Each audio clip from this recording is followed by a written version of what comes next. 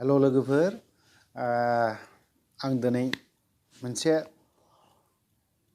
खोथासो बुंनो नागिरदों एग्रिकालचार डिपार्टमेन्टनि गणश्याम दास बिथांनि आरो बेजों लोगोसे कयेकजननि खोथा बुंनो नागिरदों।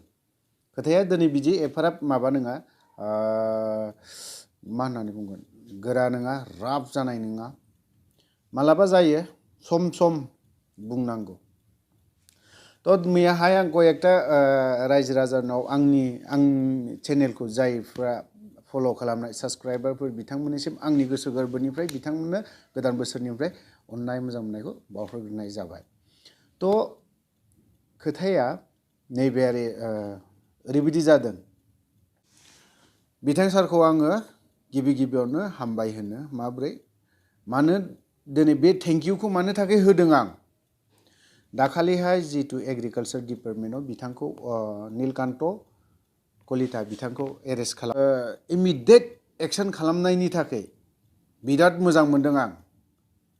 बिदिनो जानांगौ जोंनि बिटिसिआव। जायहा फैसा लादों नुदोंब्लाथाय फटाफट बेफोरखौ इनकुवारि खालामनांगौ, एरेस्ट खालामनांगौ, जेलाव हरनांगौ, बास। अब्लासो जोंनि बिटिआरआव बे कारापसना जोबलांगोन। दिनैहाय बिथांमोना जों गाहाय लेभेलनिफ्रायनो बेफोरबायदिखौ जुदि स्ट्रिक्ट खालामाबा मालाबाबो जानाय नङा। आरोबाव बिटिआरनि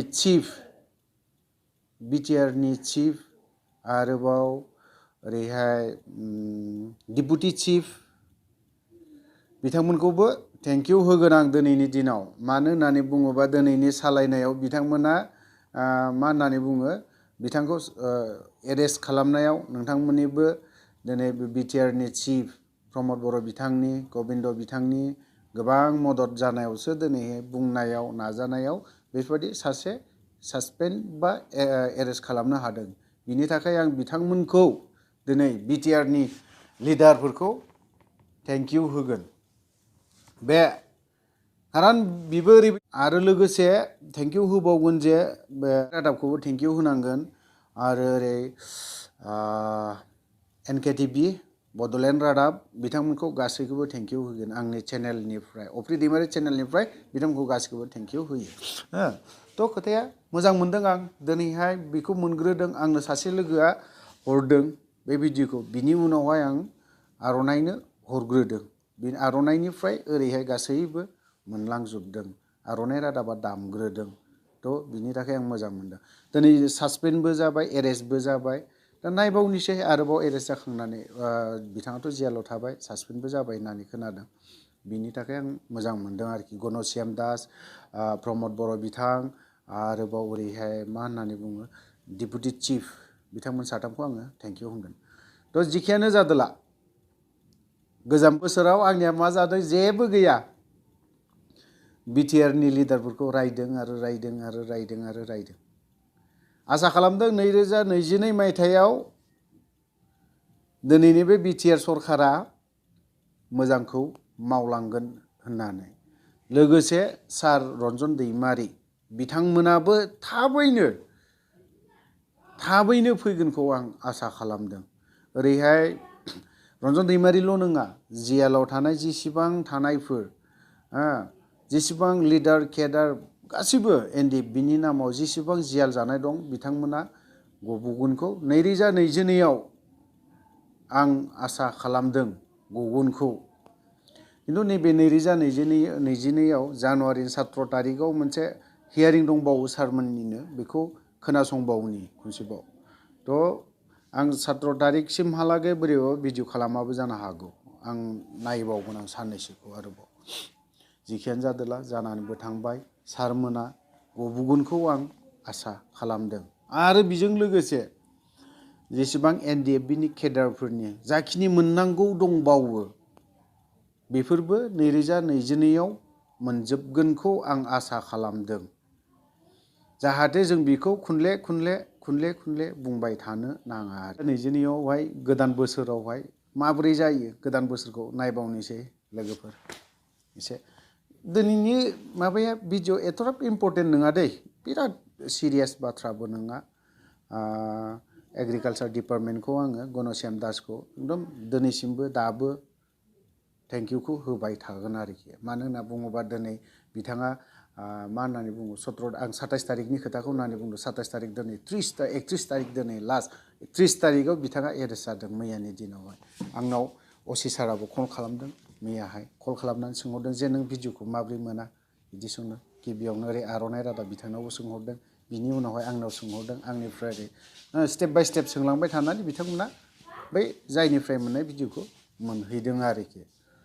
बिनि थाखाय आङो गणश्याम दास बिथांखौ आंनि गोसो गोरबोनिफ्राय बिथांनो हामबाय होननानै थेंक इउ जासिहरो आरोखि। रन्जन दैमारि सारखौबो थिग बिदिनो खनले बुंबाय थानाय जादों। आं गुरैयै मोनसे खावलायबावगोन दिनैनि दिनाव प्रमद गबिन्द फेरेंगा बिथांमोना भुटान एटेकआव जोंनि हाब्रां सार ओरै सार इरागदाव सार फोजौखां बिथांमोनखौबो दिनैनि बे सरकारा बिटिआरनि चिफ डिपुटि चिफ गासैबो लिडारफोरा आसा खालामदों बिथांमोननि सायावबो जोंहा माबा मोनसे रिजाल्टखौ मोनगोन। मासखौ फोजोबनो भुटान एटेकआव जाखिनि गथ'फोर गोमानानै दं बेफोरखौबो बिथांमोना बरननानै होगोनखौ मिजिं थिनानै दङ, आसा खालामनानै दङ आरोखि जोङो बिसोरनि सायाव। जुदि बिसोरखौबो जुदि जेबो न'खराव जुदि इनफरमेसन हैयाब्ला खबर दङ गैया बेफोरखौ जुदि नोंथांमोना जुदि जेबो माबा हैयाब्ला खिन्थु दाया सिदाखा नोंथांमोननि सायाव गोग्लैजोबगोन आरोखि। माबोरै गोग्लैगोन दिनै नोंथांमोना सरकारावबो जिरायबाय मायावबो जिरायबाय।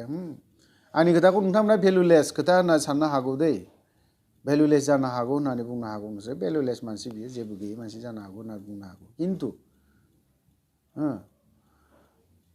बिराद गिदिर बौनाय सिखाया बिराद गिदिर बौनाया मालाबाबो साया, फिसा बौनाय खिन्थु बिराद सायो दै। ब्लेडजों एसे हाज्रोदना ला बिराद सागोन, खिन्थु फिसा सु हाबनाया खिन्थु बिराद बिस गोनां जायो आरोखि। आं बेखिनि खोथाखौ बुंनानै फोजोबबाय। थ' बेजों लोगोसे आंनि मोनसे चेनेल दङ दै, आं थगायला। मैयाहाय आं बुंदोंमोन जे लोगोनि होननानै, सरि आंनि जेसेबां साबसक्राइबार बिथांमोनखौ आं बिथांमोननाव क्षमा बियो। मानो होनना बुङोबा आं मोनसे बिदिनो चेनेल फिसा मोनसे खुलिना लादों। आं बेखौ बहाबा थाङोब्ला बिदिनो सिनारि भिडिअफोरखौ लानानै आं खेबनानै आपल'ड होगोन होननानै मोनसे लादों आरोखि। एनिथिं एडि बेखौ नोंथांमोना साबसक्राइब खालामनानै ला। 1000 साबसक्राइब जायोबा आं बेखौ गुबुननो हगारनानै होगोन। आं बे चेनेलखौ आं इउज खालामनाय नङा आरोखि। एनिथिं एडिखौ नोंथांमोना साबसक्राइब खालाम। बावहाय खोथाया ओरैनो मा होननानै बुङो जानाय लोंनायनिबो थागोन मालाबा। बे साननैसो 1000 जाजासिम मथा मथि माबा थाबाय थागोन आरोखि। जानायनि जायखिजाया संनायनि मानायनि बिदि थागोन आरोखि। थ' लोगोफोर आं बेखिनियावनो दोनथ'नाय जाबाय। गोजोन्थों।